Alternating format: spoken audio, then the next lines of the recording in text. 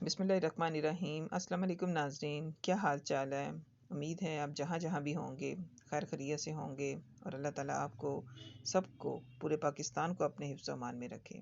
मैं हूँ आपकी अपी जान और ये है मेरा YouTube channel A to Z food. आज मैं आपके लिए बहुत अच्छी रेसिपी लेके आई हूँ और जिसका नाम है अलसी की पिनिया। अलसी की पिनिया सेहत के लिए, ख़ास तौर पे बुज़ुर्ग के लिए बहुत ही फ़ायदेमंद है और ये सर्दियों की एक ख़ास सौगात है। ये कमर दर्द, जोड़ों के दर्द के लिए बहुत मुफीद है। तो आते हैं अपनी रेसिपी की तरफ, लेकिन रेसिपी की तरफ जाने से पहले मेरी आपसे दरख्वास्त है कि आप मेरे चैनल को सब्सक्राइब कर लें और घंटी के बटन को दबा दें ताकि मेरी आने वाली हर नई रेसिपी आपको आसानी से मिलती रहे। बिस्मिल्लाहिर्रहमानिर्रहीम। पिनिया बनाने के लिए हमें आधा किलो अलसी चाहिए, आधा किलो गंदम का चक्की का पिसा हुआ देसी आटा चाहिए और आधा किलो ही हमें सूजी चाहिए। और उसके साथ हमें तकरीबन 3 पाव सरसों का तेल चाहिए और 3 पाव हुई गुड़ चाहिए। बिस्मिल्लाहिर्रहमानिर्रहीम। अब मैंने एक कढ़ाई ले ली है, इसके अंदर आधा किलो जो अलसी के बीज लिए थे उसको अच्छी तरह मैंने भून लेना है और चूल्हे की आंच हल्की रखनी है।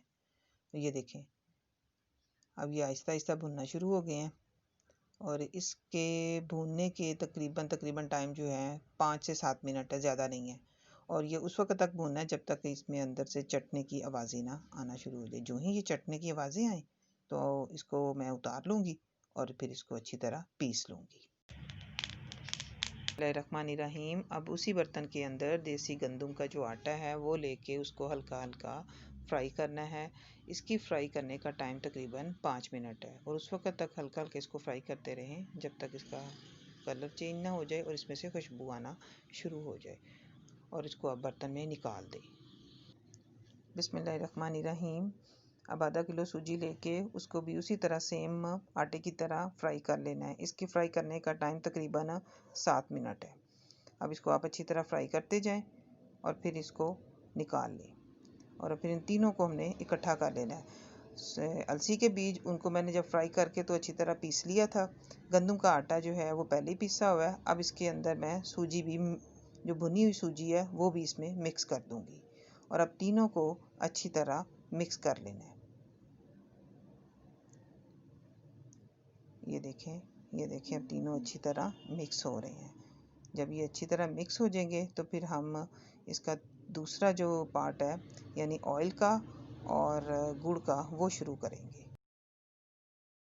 बिस्मिल्लाहिर्रहमानिर्रहीम। बर्तन लेके इसमें 3 पाव गुड़ डाल देना है और साथ ही इसके अंदर 3 पाव हमने पानी डाल दिए और इसका हमने शीरा बना लेना है। जब हल्का सा शीरा बन जाए, अब शीरा बन गया, अब इसको हम साफ़ करने के लिए थोड़ा सा छान लेंगे। छानना इसलिए है कि उसके अंदर से गैर ज़रूरी ज़रात सारे निकल जाएं।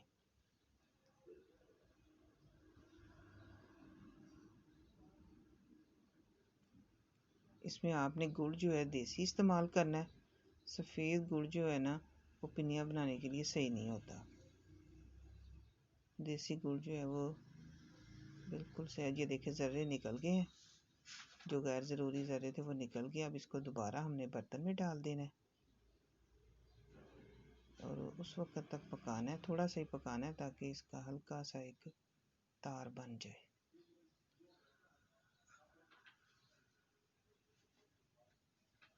और आँच हमने हल्की रखनी है। ओके,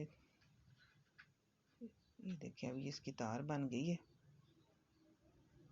इसको अब उतार लेना। अब तभी एक और बर्तन लेना है, उसके अंदर वो जो 3 पाव तेल है उसको हमने गरम करना है। पहले हल्की आंच पे ये सारे काम करने हैं और उस वक्त तक पकाना है जब तक इसकी झाग जो है ख़त्म ना हो जाए। अब आहिस्ता आहिस्ता इसको पकाना है। अब ये देखिए झाग आ गई है। अब ये उस वक्त तक पकता जाएगा आहिस्ता आहिस्ता जब तक इसकी झाग ख़त्म नहीं हो जाएगी। अब जैसे इसकी झाग ख़त्म हो जाएगी तो फिर हम इसके अंदर दूसरा मिक्सचर डाल देंगे, लेकिन अभी इसकी झाग जो है आँच हल्की रखी हुई है इसलिए उसकी झाग आहिस्ता आहिस्ता ख़त्म हो रही है। अब ये देखें झाग सारी ख़त्म हो गई है। तो अब इसके अंदर हम गुड़ वाला शीरा जो है वो मिक्स करेंगे, लेकिन आहिस्ता आहिस्ता डालेंगे کیونکہ دونوں چیزیں گرم ہیں. ماشاءاللہ کتنی اچھی ان کی دونوں کی شکل نکل آئی ہے، مکس ہو کے کتنے خوبصورت لگ رہے ہیں. اب اسی کے اندر ہم جو السی والا، گندم والا اور سوجی والا مکسچر جو بنا کے رکھا ہے وہ آہستہ آہستہ اس کے اندر ڈالتے جائیں گے. مکس کر لیے. مکس کرنے کے بعد آپ اس میں مونگ پھلی بھی ڈال سکتے ہیں. ہاں یہ دیکھیں مونگ پھلی ڈال دیں، پہلے ڈال دیں یا بعد میں ڈال دیں، یہ آپ کی اپنی مرضی ہے. میں نے اس میں پہلے ڈال دی ہے. اب اس کے اندر مکسر ڈال دینا.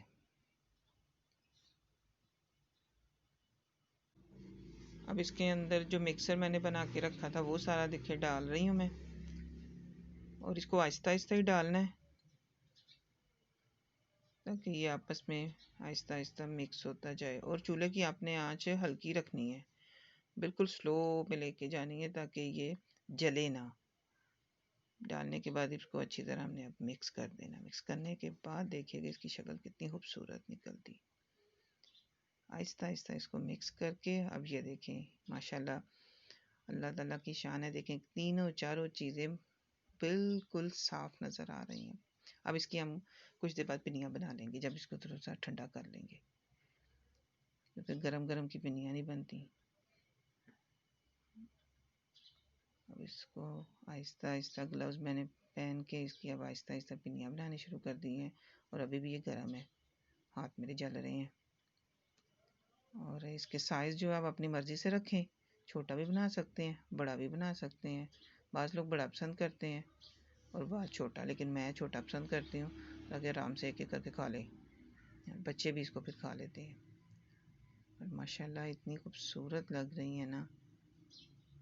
ماشاءاللہ السی کی پنیاں تیار ہو گئی ہیں. جس طرح یہ شکل میں خوبصورت ہیں اسی طرح ذائقے میں بھی بہت مزے کی ہیں. اور خاص طور پہ اپنے گھر میں ضرور اس کو ٹرائی کیجیے گا. آپ کے گھر میں بزرگ ہیں ان کے لیے ضرور بنائیے گا. یہ آپ کے لیے بھی فائدہ مند ہے اور ان کے لیے تو بہت ہی زیادہ فائدہ مند ہے. اور اس کے کھانے سے جو فائدے ہیں وہ میں نے آپ کو پہلے بھی بتایا. کمر درد، کولیسٹرول، بلڈ پریشر کے لیے یہ بہت ہی زیادہ فائدہ مند ہے. اور اس کے ساتھ میری آپ سے درخواست ہے میرے چینل کو ضرور سبسکرائب کیجیے گا، ساتھ گھنٹی کے بٹن کو دبا دیجیے گا. اور لائک تو بنتا ہے اتنی اچھی ریسیپی بنانے کا، تو پلیز اس کو لائک بھی کیجیے گا اور اپنے دوستوں کے ساتھ شیئر بھی کیجیے گا. کمنٹ ضرور دیجیے گا اور تاکہ مجھے پتہ چلے کہ آپ کو یہ ریسیپی کیسی لگی ہے. اور آئندہ سے بھی گھنٹی کے بٹن دبا دیجیے گا تاکہ میری آنے والی جتنی بھی ریسیپیز ہیں وہ آپ تک آتی رہیں. اللہ تعالیٰ آپ کے لیے اور میرے لیے، میرے بچوں کے لیے، پورے پاکستان کے لیے آسانیاں پیدا کرے. اللہ حافظ.